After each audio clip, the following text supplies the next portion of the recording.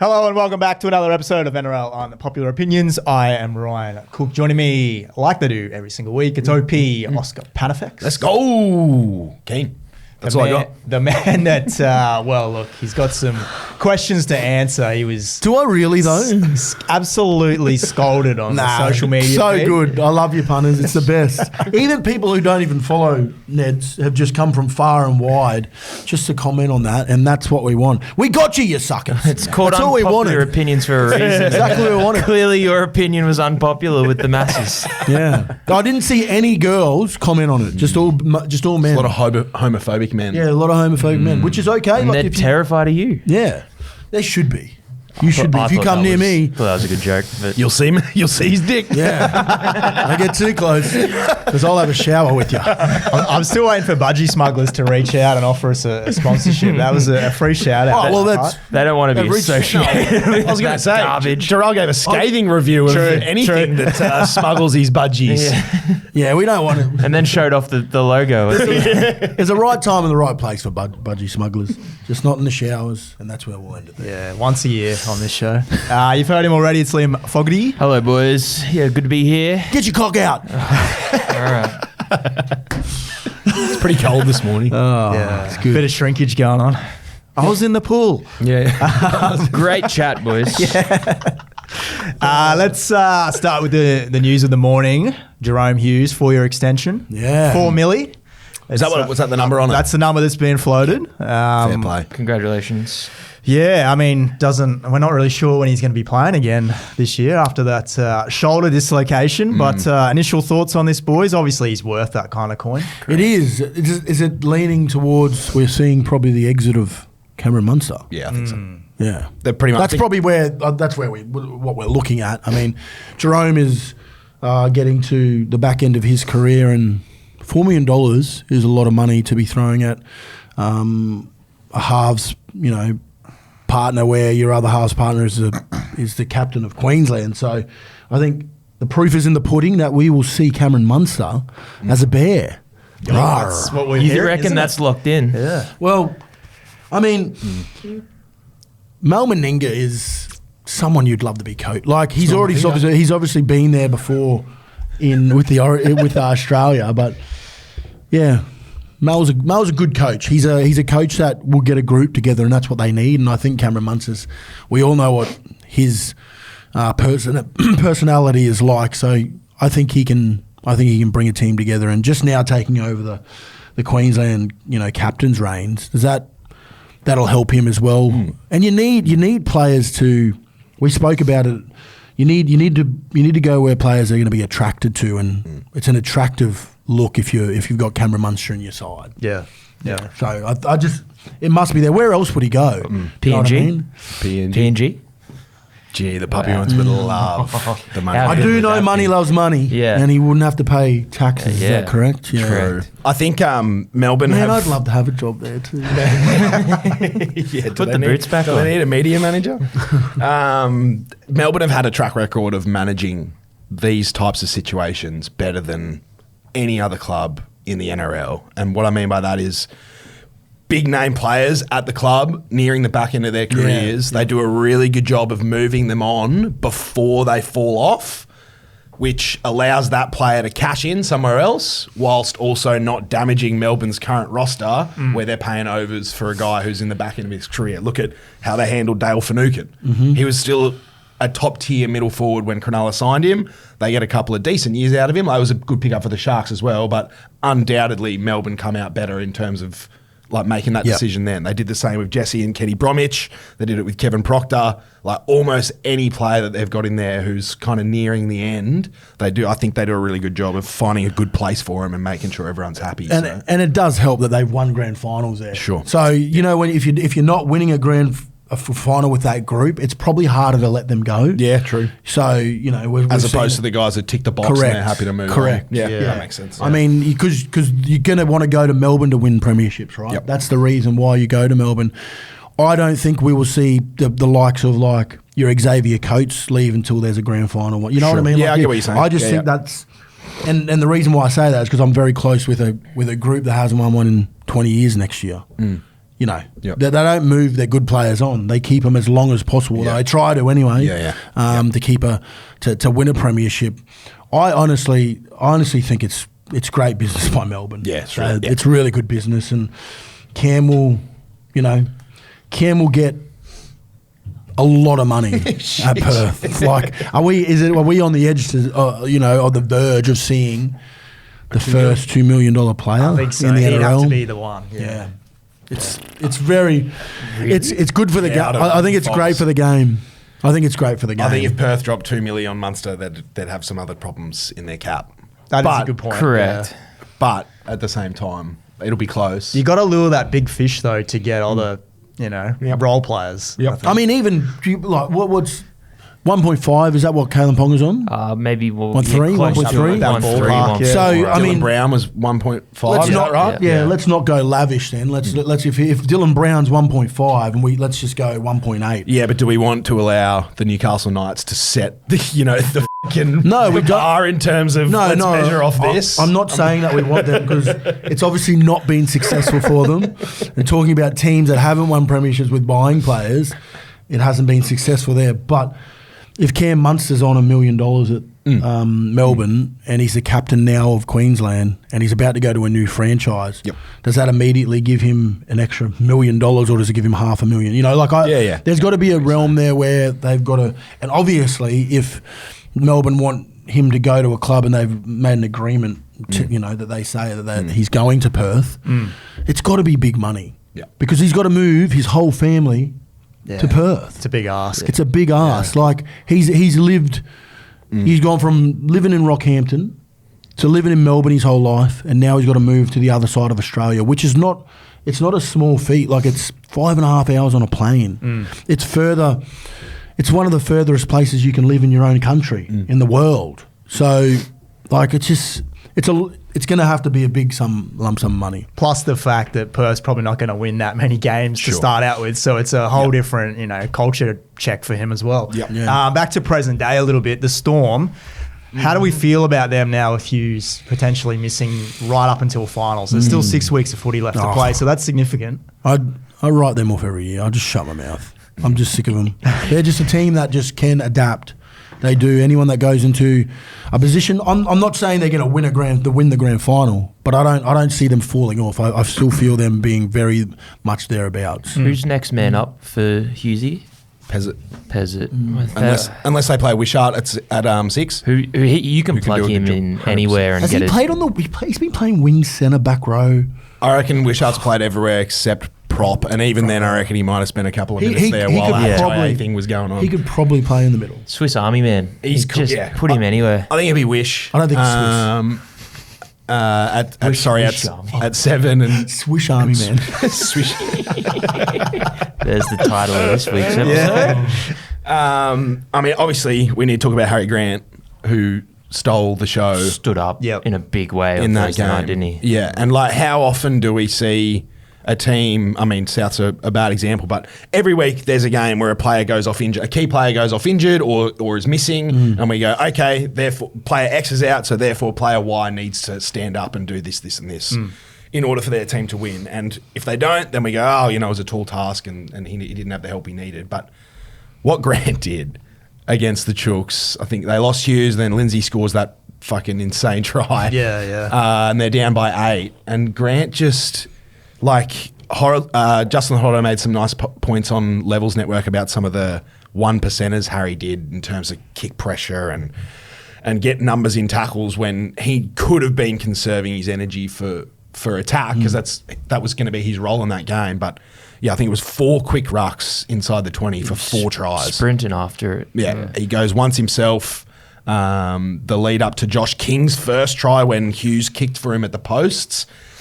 Harry, like, he gets out from a quick ruck, burns the 2 markers if they're a little bit slow into position, and then he can get at A, at B, at C, and then even sometimes at D defender. That's 6 of 13 defenders on the field. He engages in 3 or 4 seconds. Crazy. And that's exactly what he did in that instance. He darts out, gets across 4 defenders, which allows Eli Katoa to poke his nose through. He offloads to Meaney, I think. They get a quick play of the ball. And then Grant, again, he darts down the short side and Sydney's whole line just folds in towards the ruck. Yep. And then he swivels on a dime, throws to Hughes. Teddy's followed Grant down the short side, so there's no fullback there. Hughes, a very nice kick for King to score, but Harry doesn't get an assist for that. But he's just burnt 10 Roosters defenders in 2 tackles as an example of like stats on everything and what Harry does is immeasurable. So I think we're seeing the effects of how intense this Origin series was, that he's coming out the other side feeling... Like he's got a point to prove? Or? Not a point to prove. I just think his fitness probably and where he's at and his intensity in game. Confidence even. That's where we're seeing right now. Yeah, I get you. He played such an intense he's played at a high level. Such a high level that he's come grabbed back. that and he's continued it on. And the levels that he's at is next level. Let's stay on that game actually, because the Roosters have a big contest coming up this week against Manly, which I have pegged as a potential elimination final. But the Roosters played some pretty good footy in that game. If Grant was the best player for the Storm, I thought Sam Walker was the best player for the Roosters. He's had a really good couple of weeks, like with the boot. He was outstanding. Teddy's still doing Teddy things. The Roosters, though, I think they'd be unlucky not to play finals based on what they've done this year. 4 wins over top 8 opponents. Yeah. That game, though, reminded me a little bit of when they lost to the Raiders. I think it was a couple of months ago. They're just about there, but they just can't close out over the final 10 minutes. So how do you guys feel about the Roosters? Are they a team that could still play finals?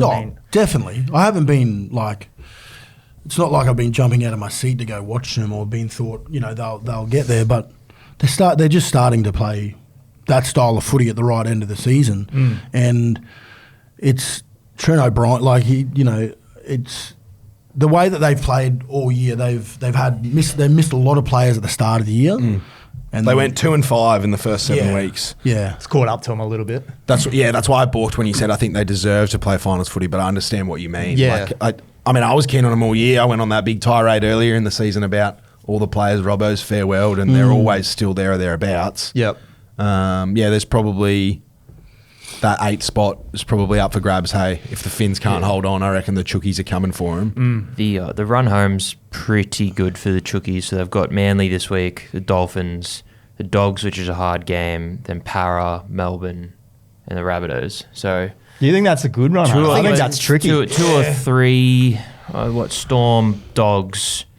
The next 3 weeks, nothing's a given there. But in the same breath, if they beat Manly and if they beat the Finns in the next 2 weeks, they probably finish 8th. Yeah. Because those are the 2 teams that they need a leapfrog. Yep. I wrote in the blog, I think, or I tipped last week, Victor Radley was a massive out for the Chooks in that game. Just the work that he does defensively around the ruck, it's probably been the one issue for the Chookies this year is their ruck defence. And Harry Grant, obviously, is the best in the game at doing it, but, he exposed that for the Chookies on the weekend. So, probably a lot hinges on Radley's health. But, they haven't named the same forward pack once all year. Yeah. So, even if they do finish, 9th or 10th or something like that, I don't think it's a failure. A lot of people wanted them for the spoon at the start of the year. It's not a doomsday. I kind of like them. I think if I had to pick Finns, Manly or Chooks to finish 8th, I reckon I'd probably go the Chookies, even though I was frothing on...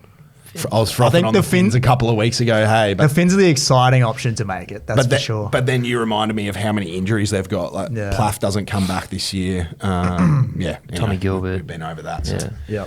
I don't know. Chooks scare me. Yeah, you're right. Sam Walker's been on fire. Yeah, show them what they've missed. No, absolutely. And that's a nice little segue even into Finns Wahs this coming week. Massive game for the Dolphins coming off the bye. New Zealand, though, we've spoken a fair bit. I think it's a big game for them. It is. It's a massive game for them after coughing up a pretty bad loss against the Titans at home, who have become their bogey team over the last couple of years. The question is, are they top 4 frauds? They can still make top 4, but the margin for error is very slim now, and there's some magnets that they need to move around, I think. Absolutely frauds. Yeah. You reckon they're frauds? Absolutely. Well, they were kissed on the dick to beat Newcastle last week. Yeah, that's fair. And then they fall off to the Titans, who are second last on the ladder. Yeah. But the Titans played outstanding.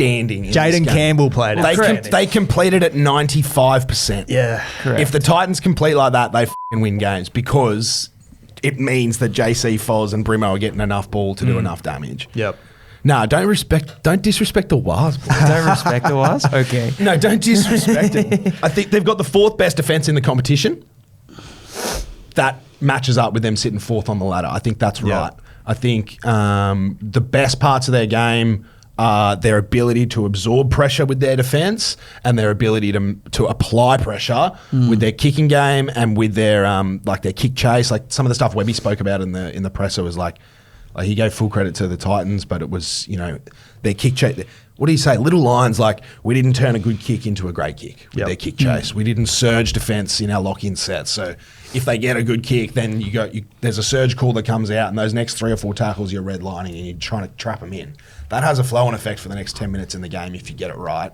And they didn't get it right in that game. And yeah, you're right, Fogs. They got lucky the week before with Lecker, but...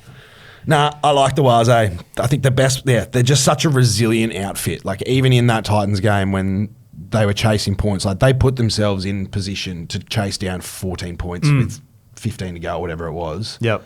And they didn't execute. They're still working things out with Tanner. Obviously, their ceiling's not as high without Luca, but yeah, I don't mind them. I'm keeping the faith with my Waz. Where are you at with Tanner? Yeah, I think he's obviously Metcalf is preferred, but like Tanner brings a different skill set. His kicking game's good. He's a sound defender. He's a systems half. I would say he's predictable, but he does his job. Yeah, he's a traditional 7. He's going to hit points on the field. So yeah, maybe that means they need to change things up. Like Chanel probably needs to create a bit more, but it's like Wade Egan for me was the biggest one on the weekend. He gets knocked out after 13 minutes. Like he's so important to their attack. And I think if he plays, they don't lose that game. Would you bring Tuapiki back in? At fullback? Yeah. No, I don't think you can drop Chance. Yeah. Like what? I really like Tuapiki. Like I can understand what you're saying in terms of do you want to have a little bit more creativity in the spine with a traditional 7 as opposed to Metcalf, but Chance, what he does defensively, I mean his yardage, like. He would be one of their favourite players internally in terms of the amount of work he does every week. So I don't think you can drop him. Just the general chat online on Reddit forums for the Waz. Like there's been every lineup change you could imagine. Right. Like Lecker in the centres, Chance in the centres. Like it's an incredible time to be a Waz fan. I think. I remember a Rugby League Players Association post midway through the year, and it was they asked players like, who are you?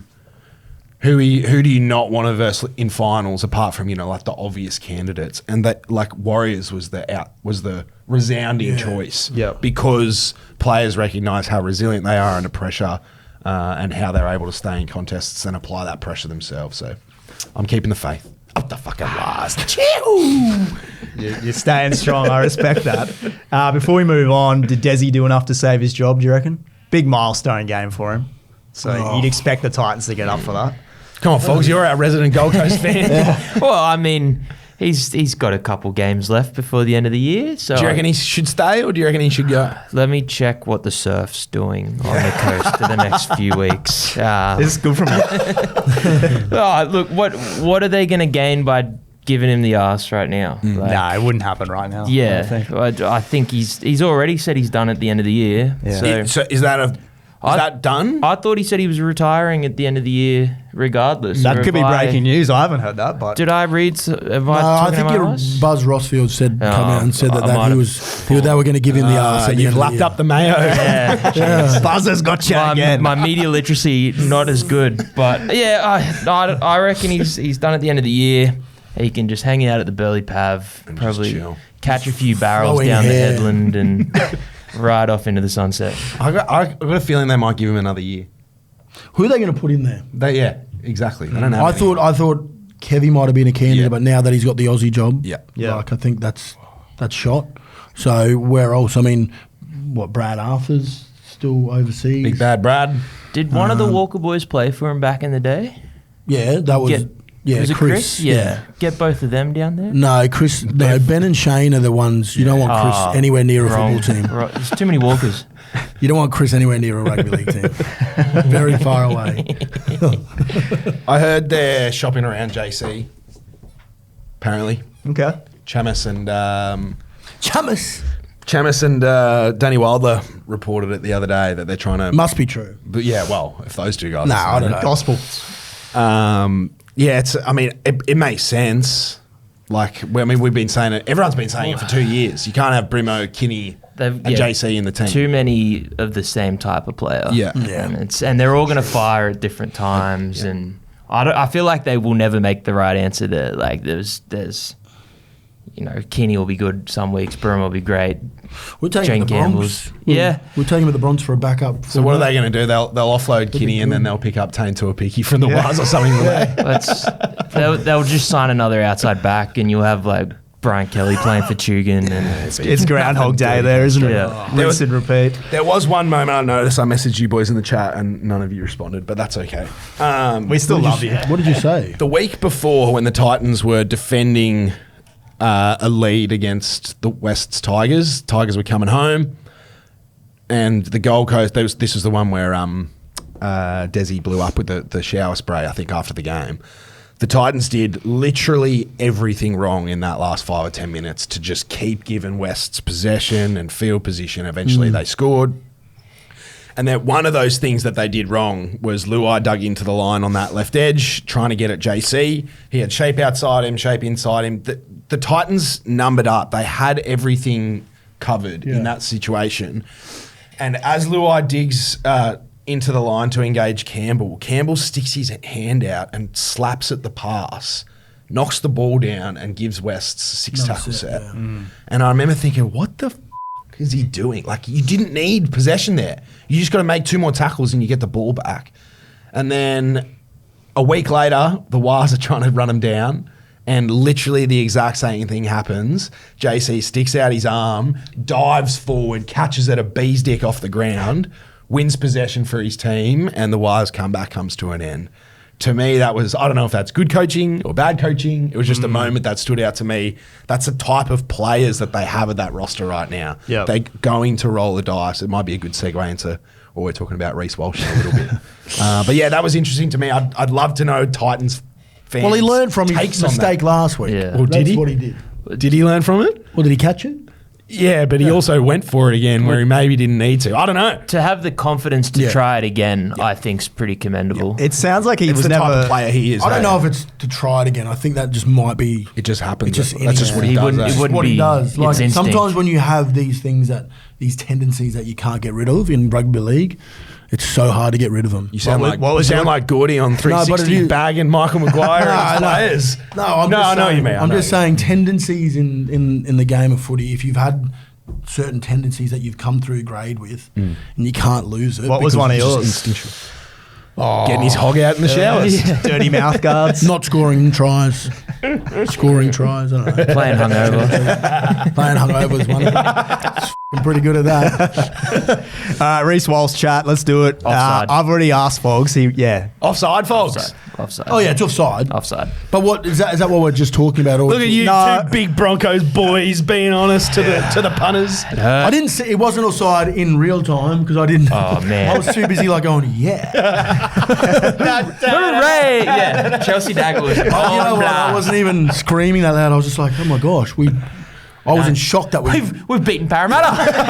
Holy shit! It was more I was in shock that we'd beaten a team on the Hooter, which we haven't really, we haven't done in a long time, and still haven't done. But yeah, it's a tough one to take. I mean, Mitchell Moses' kicking game was on. Is he the best 7 in the game right now?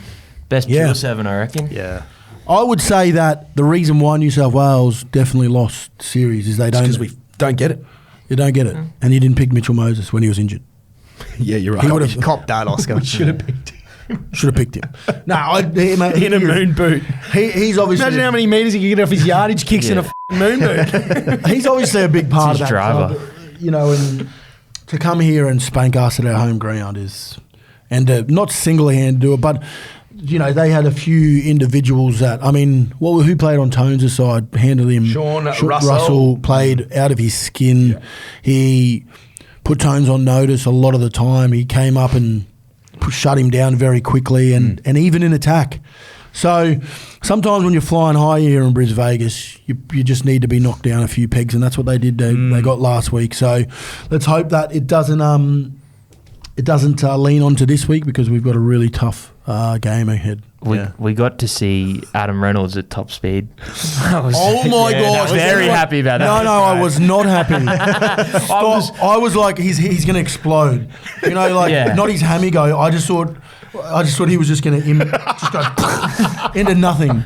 Like it was. I thought my KO was lagging. About 20 minutes out, it started slowing down. I was like, I got up and went, go! What the hell's happening? Pass it. Give it to someone else. His little legs just couldn't go. Yeah. Reminded me of that. I think it was Corey Oates against the Cows a couple years back. He got the intercept and was just running backwards. In the quicksand. It reminded me of those edits where they get game footage and they compress it. They compress it. Up like this, those really tall guys like running like this. When someone takes an intercept like that and you're against a play, it just seems like so easy. Yeah. No, it just is. It's just like, you shouldn't be caught here. He came from the other side of the field. Renault. It's like that Jared Wallace one a few years back where he's just in slow motion. I just couldn't believe it. And no one, he didn't even look around. That was the annoying thing for me. Have a look. Where was his support? Or just have a look, brother. Well, that's how quick he was going. The support couldn't get there, clearly. He test the eels is what I'm hearing. I don't know if he'd hurt his hammy or he was just too to kick, but for the rest of the game, that's why we lost. Yeah. He didn't do it's all on Renault. He emptied the tank. Thank God the defenders threw him across the line. He got tackled at the 10. And the boys tried to get him up, and he was just like, he looked miserable. He's like, if it was 12% humidity instead of 14%, he might not have slid over that. Thank God. He would have come to a ground. Wow. It was raining, No, I wanted to ask Fogs and Jharal in particular. Reece Walsh just getting hammered in the media after that game. That's where I wanted to go with this. Yeah. Did Walsh lose the game? Well, I think Brisbane they're talking about. I think what people are more alluding to is that they kicked themselves through that game, and there was times where maybe Walshy wasn't as explosive where he needed to be when he was bringing balls back. I don't know, but we know what the other thing is. The shit that annoys me the most about when there's something against him, right? People give him shit about chancing his arm, but then when he comes back and he does chance his arm and he gets things right, people praise him. You've got to understand this kid is going to be the way he is for a long period of his career until he realises how to harness that. He's still so young. He's always going to chance his arm. That's the reason why he's playing in the NRL, is because he comes up with big plays and big moments. And there is other times where he doesn't. So I don't understand why. Well, I do understand. We're the Broncos. That's why people come at us. That's why we're a one-town team. We've been so successful for so long and haven't been for a long time. So we're going to cop shit. And I would say, and I will say, and I do say to Reece, just keep doing what you're doing. Don't change who you are. Don't change what you're doing, because the reason why we got to grand final 2 years ago is because the way he was playing footy. That's it. So you don't want him to rein it in, because that's sort of what Madge was kind of getting at. Well, there's a little bit. Yes. Yeah. Well, there's a time. Obviously, like I said, he's still young and he's still got to pick his top points right. But his coaches, I can tell you, his coach is not going to go in there afterwards and go, "Hey, don't do that." That's not how Michael Maguire coaches, by the way. He'll give him tips and tricks to maybe be able to harness that. But he takes the ball on so fast and so hard. That's everything he does. It's at 100%. Is 100%. So can you imagine trying to make a decision in his time compared to what we would make a decision in our time? Correct. So it's a lot harder for him. So he's obviously got to figure out his tempo and how he comes onto the ball, when he needs to come onto it. But I wouldn't, I love him. I love him as a footy player, and he is going to be very successful over his career. I don't think you've nailed that, Jharal, but I don't think that he improves without making those mistakes. No, yeah. And I think he's, for the next few years, like you've said, he's going to be trying different things, seeing what works, tempo. This is his third year at fullback at the Broncos. Like we're halfway through the year, so technically he's come into a side. The first year and played fullback and aced it. Yeah. You know, last year set the bar really he set high the bar really high, but he also had a lot of injuries last year. See, this is the thing. He might not be managing his injuries as well. Well, he's playing through a buggered knee. He's got no PCL. He's not. Last year he couldn't come back and show what he could do because he was out for a huge chunk of the year. This year he's been injured as well. So those things, you know, he's 3 years into his career and those things can be fixed if he plays a 12-year career. We're not even halfway through where Reece Walsh is yet. So we've just got to look at that. And I understand people want now because... Well, it's because he gave it to us now. Yeah. 3 years ago. Correct. Yeah. And they, you know... Look what KO East is doing in Canberra. Yeah. Everyone's frothing what he's doing. Yeah, but if he has 2 stinky games next year, everyone's going to be talking shit about it. Once everyone's got tape on KO next year, they can easily build systems around shutting him down, which is what happened to Walsh. Yeah. Like, As you always say, Jharal, there's a difference between playing in Canberra and playing in Brisbane too. Yeah, so. it is. And people, like, I can't stress this enough, and no one will understand this because you fucking played at Suncorp. Everyone wants to come here and beat us here. Yeah. Like every week, man. There's no easy game. There might be teams that go, like, there's no chance I've gone to Sydney and go, I'd love to beat these cunts here. That's not how it works. I just don't, and I apologise for that word, but it's just not how it works. I've never really got excited to go to Shark Park and try and beat them there. Like you're coming to Suncorp. Whoa. You're coming to Suncorp Stadium. You know what I mean? You're coming to Suncorp Stadium. You get an opportunity to shut up 50,000 people. That doesn't happen every week in the NRL. Yep. That's why we're the Brisbane Broncos.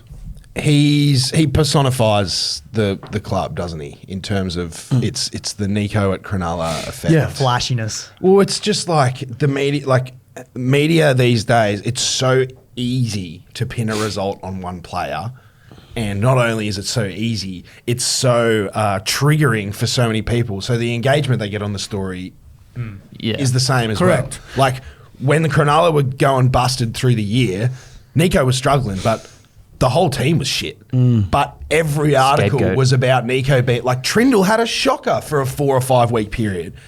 But no one's talking about Braden because Nico's the big guy on the big dollars. And Reece is the same thing. Correct, yeah. And everything that you've said is correct. Like he needs to learn to pick his moments. And that'll come with time. But I feel like that applies to the Broncos as a whole.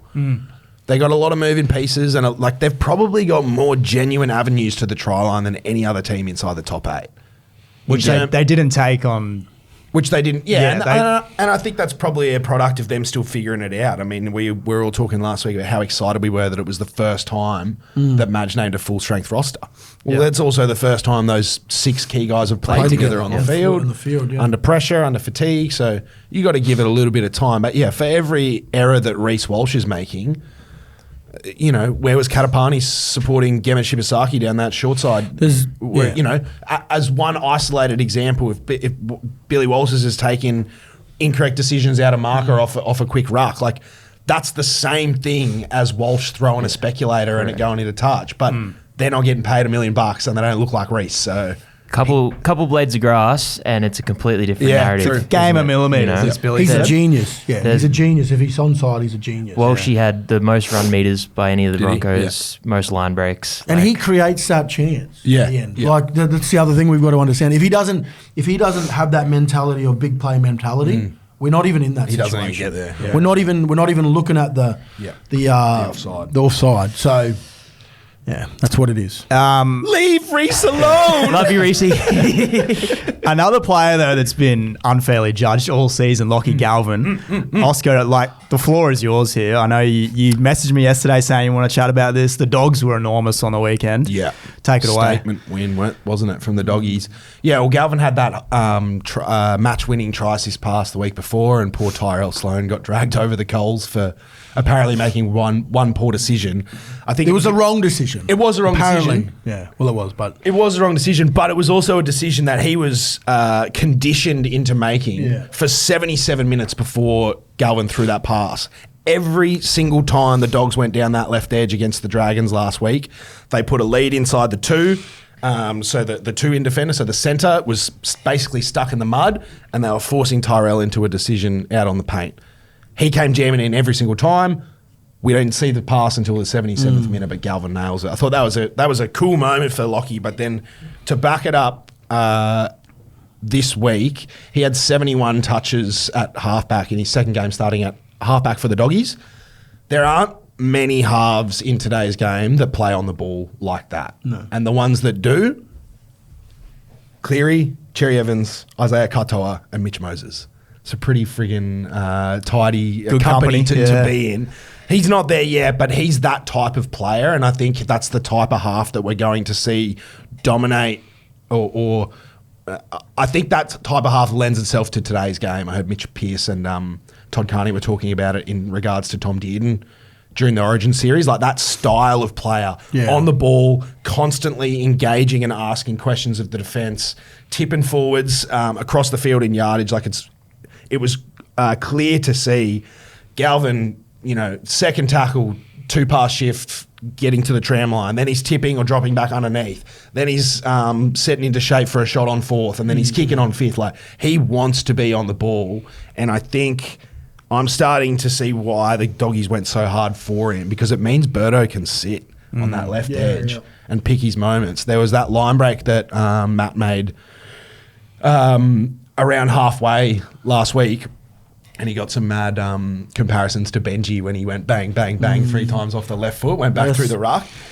If you watch what Manly's defensive line did, Galvin was calling numbers. He had Tracy and a whole right edge set on the open side. Lehigh Hopewadi sends an extra number to that side of the field. Manly's whole left edge flies off the line when the play the ball goes, trying to get at Lockie. Bailey Hayward identifies it from half, fakes to Lockie, goes bang to Birdo, who goes 40 metres upfield, because there was literally, they were a man short on that edge. You can't leave Birdo unmarked with that much space. And then Galvin's able to chime in on the following tackle, puts Carraz over. It was a really good example of, I think, a nice balance we can see of what Canterbury are working towards. Yeah. Just his repeat touches for Carraz's first try, they put a lead inside the 2, as I said again, so Cooler jams in on Preston. Then they go over to the left. Galvin's on the left. They put a lead inside 3 that time. He's trying to figure out if the wingers and centres are jamming or sitting. He identifies that the centre's jamming, but the winger's been a little bit slow. So he goes back over to the right edge, plays out the back to Tracy, a couple of quick hands. And he's a smart footy player, man, but he's playing in a system that is smart as well. And they're very regimented signs. And they know where to be on the field. So that just gives him the opportunity to get, like you said, take get to here to there. And where does he want to go? It's good. I like it. It's just back to Reece even, if Lockie throws that pass 2 weeks ago to the Dragons into the front row, we're having a different conversation. Yep. But maybe are the Broncos not putting Reece in the same positive involvements that they're putting Lockie? Yeah. Lockie's been put into positions to succeed in 2 starting halfback performances. Maybe is Reece not? I don't know. Yeah, lots of questions. All right, let's take a quick break. We'll come back, pick a multi, and we'll have a quick look at a couple of key games this coming weekend. You're listening to NRL Unpopular Opinions. Multi-time, fellas. 2 from 4 last week. What are we at? Have you got the score, or do you just keep losing? No, I've got the score. Okay. So I took the Eels to cover the alternate line against the Bronx. So I'm 16-5 on the year. You are not the issue. Incredible. Wouldn't have thought so. You are not Wouldn't have thought so. Hey, that is incredible. Yeah. Outstanding. Jharal, you had the Dragons to win, so you've fallen to 11-10. They shit the bed. Fogs, you've improved to 11-10 because you took the over in Storm. So we're a tie now. Yeah. That might have been the most comfortable I've ever been. Yeah. Describe that for me, Fogs. Describe when they got out of the start. Describe it. Nice. How did it feel? When was the last time you actually got I one? don't know, man. Vegas opening round. No, I had Tain Tuapiki got tackled into touch trying to score a try in round one. I take that back.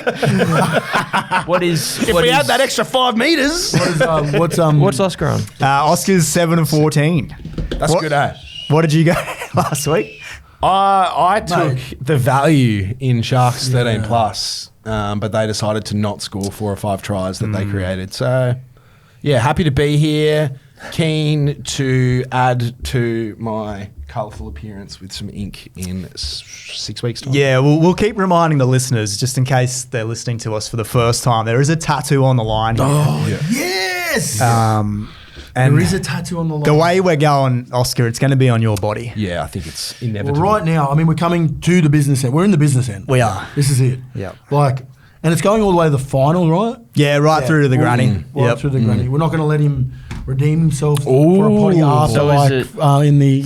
Well, maybe could I Here we go. This will be fun. Double or nothing. Could I double or nothing the stakes for finals? So I'll say, all right. No. If I beat if I beat the 3 of you in the 4 finals You get weeks, 2 tattoos. you guys have to get the tats. But if I lose, I have to get double tat. To be honest, we're in the clear, bro, anyway. Yeah, I'm really not worried. I don't know about that at all. That's stupid of you to even bring that up. I'm a gambling man. Yeah, and it's not going well for you. I simply refuse to learn my lessons. Would he get the tattoo on the grand final episode? I think that's the way we do it. Oh, yeah. wow. Yeah. On the grand final episode. Yeah, cool. Maybe we watch the grand final at the tattoo parlor. While getting it done. I don't want to be the tattoo parlor. After dark. No, thank you. We'll work something out. But Can we get up? Can we just get up like a reel of him going, fuck, shit, damn, and we'll just play that while we're getting From the potty hole. Yeah. maybe the tattoo was just you. Too with much work Your for head in Rick's, your actually. hands. Sorry, it's too much work. It's just a big red, that's the red cross emoji when the multi-leg fail on the Ned's app. Oh, God. A lot of options. But it's how many of them? Could we just 14? Could we just tell you and we just get, all of the... all my bets Yeah. that I All the got wrong wrong? ones. It Just looked like write an about Ohio State helmet. That would be fun. Just like a dartboard with all your missing that legs. would be the worst tattoo ever. On my back, like a full back. I don't know if you guys know about it, but tattoos don't at come Vegas. Tain Tuapiki. Oh, fuck. We better work out the budget for this too, folks. So how big Yeah, are I we got gonna a go? company card. Doesn't Yeah. matter. Full You can back flaunt piece. it. No,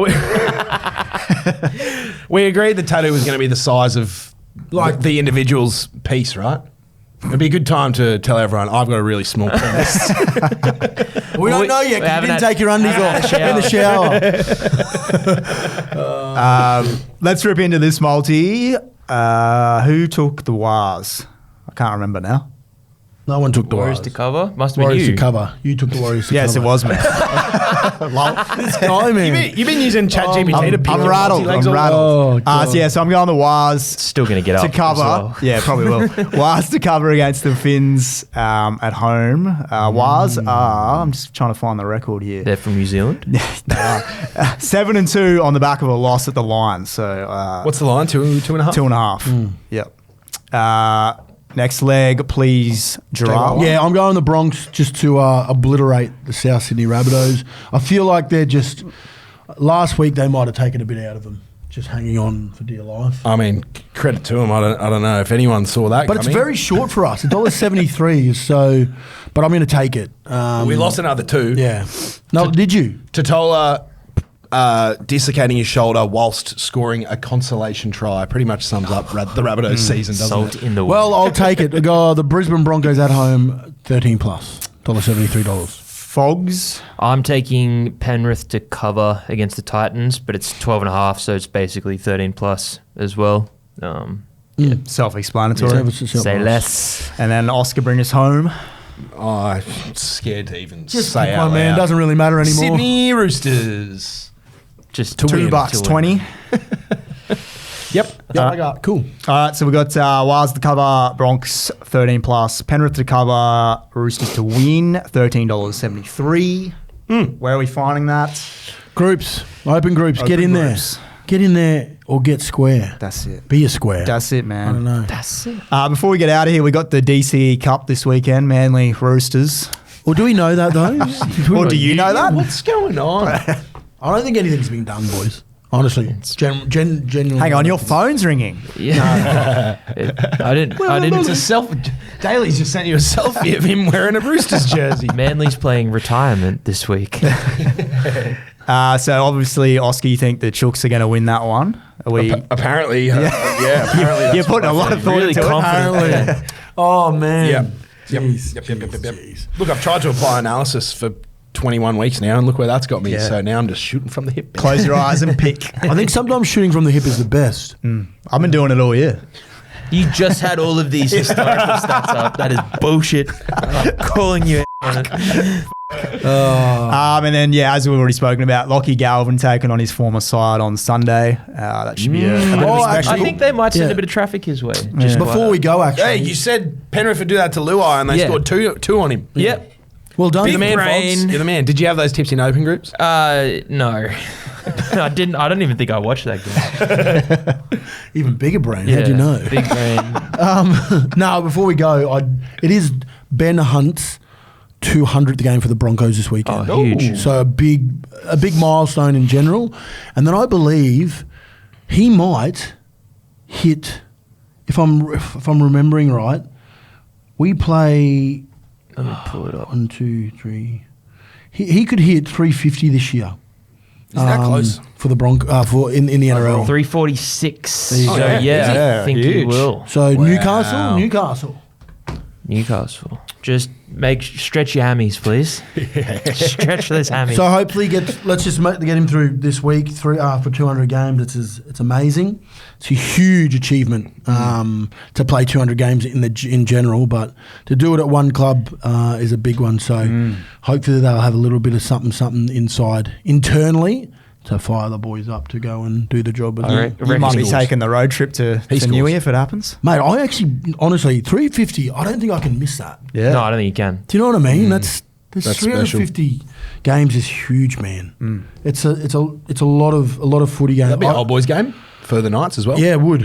I don't think I'd want to miss that. And the other thing about that game, which would make it even more funnier, is that is a grand final weekend for the Open. Oh, I thought you were going to say so Ben Hunt would if they help win- hand the Knights the if wooden they, spoon. oh, they could do that as well. My whole weekend, Trifecta. we could win it. If we make the grand final, you could win that in the Opens, and then I'm just get on a plane and just be blind, go there and go. $100 on Benny Hunt to score.